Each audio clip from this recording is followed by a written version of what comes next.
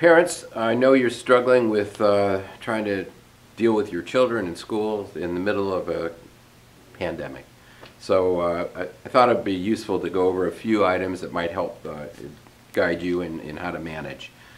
First of all, remember, healthy behavior starts at home. You have to model the behavior for your kids. That is absolutely critical. For those of you who've chosen to have your kids return to in-person learning, remember that the kids have to wear their masks at all times. And there are some very critical times when they're going to school, when they're at breaks, when they're coming back from school. Show them how to put the mask on correctly. It has to cover both the nose and mouth, and remind them that this is throughout the school day, that they can't be taking it off at any point. Again, focus on washing hands frequently, and remind them that social distancing or physical distancing is really important.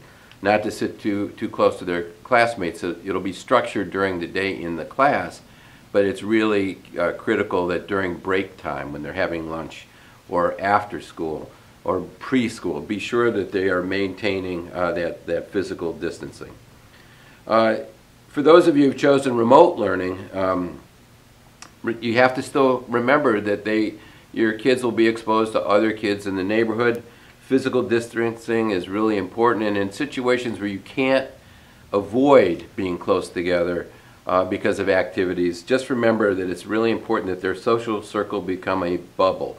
So a small group of friends who are committed to behaviors where they don't, where they physically distance with everybody else.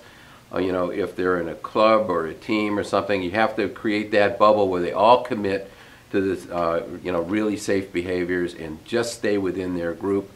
Because if one of them gets infected, they will all get infected.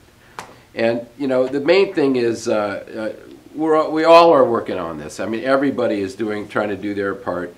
And when you start thinking about what a real contact is, let me help you with that.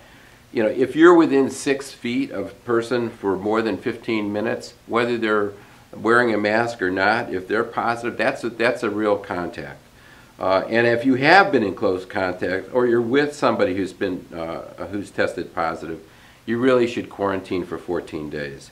That means staying at home, not going to school, and waiting to see, even if they don't have any symptoms, it takes 14 days.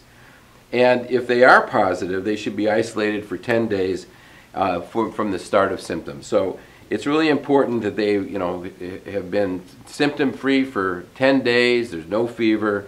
That's really important before they're ready to go back to school.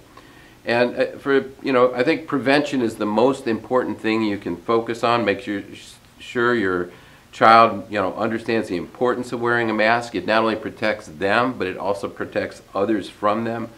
Washing hands with soap and water or using hand sanitizer throughout the day is really important.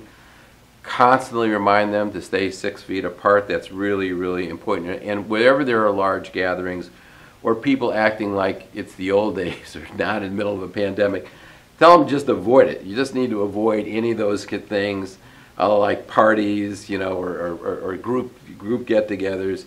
And wherever you can, try to maintain a social group that's like a bubble. We all agree to help each other get through this pandemic.